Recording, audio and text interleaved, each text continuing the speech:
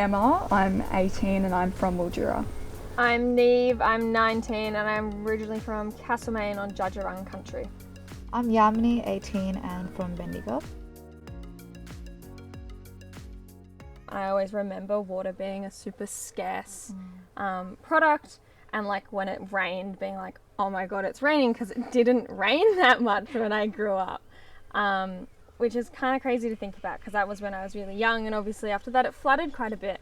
You've seen the impact on the community, you've seen the financial impact, and most importantly, the impact on people's mental well-being. So you've had the farmers, the community, the children, parents, and women. They've all had a big toll to their mental health, and you've seen increased rates of suicide, increased rates of depression and anxiety just from the environmental changes that have caused financial discomfort.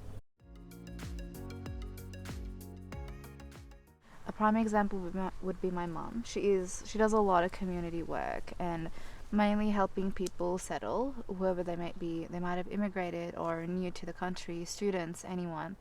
And she just helps them with the new challenges that they face. And that's very small things which a lot of women do, which is not recognized.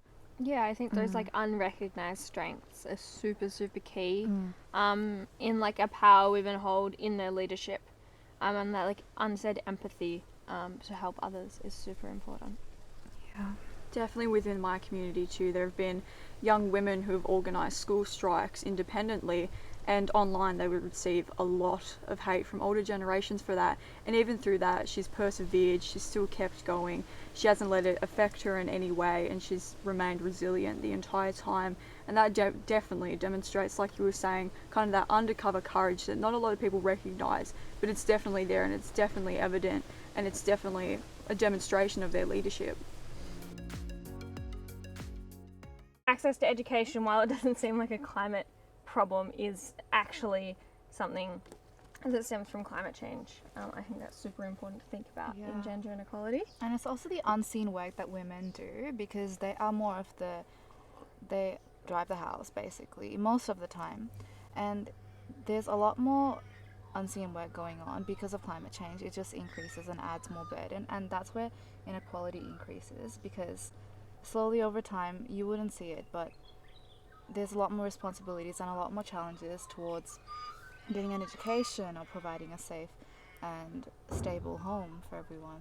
And with that, even when young women do speak up, there's also commonly a misconception and like a negative response. We've seen that with Greta Thunberg and the negative media responses to her activism.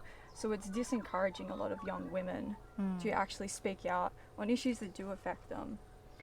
But then again, like, you know, like the media and like people shame a lot of young women for speaking out and like don't recognize the burden or the inequality.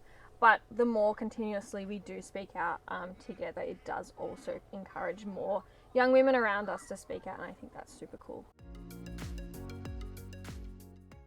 Just making, our everyday practices more sustainable. So even if we just listen and gain the knowledge and traditional practices from First Nations people, because they do have a greater understanding of what native flora and fauna are going to help different regions, and how it's able to maintain and be more sustainable and encourage a larger growth of the environment, and encourage native fauna to come back, and then that's going to encourage more growth, and that's going to encourage vegetation, and it's just going to be this big cycle, and it's just going to create improvement. Yeah, and that also ties in with the small things that we do, like using a lot of electricity, water, and buying sustainable as well. It's just reducing the unsustainable habits we have, and which increases in waste and climate change and just the building up of everything we do.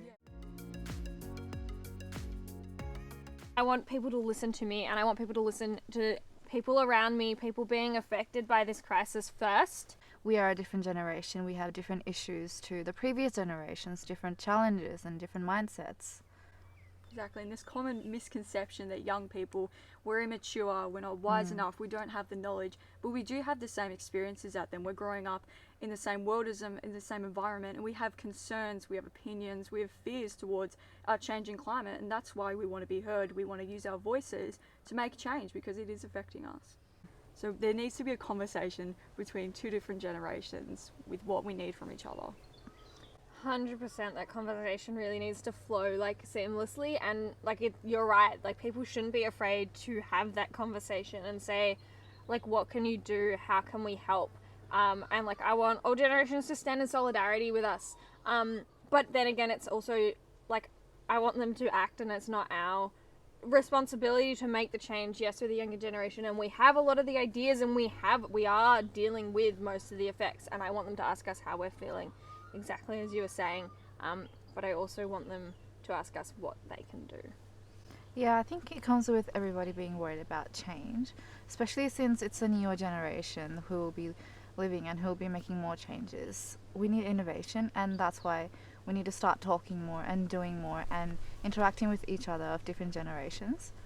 Ask us about our fears and hopes for the future. Ask us how you can be a part of the solution. Ask us how we can be involved in decision making. Ask us how to make innovation stronger. Ask us how to achieve diversity.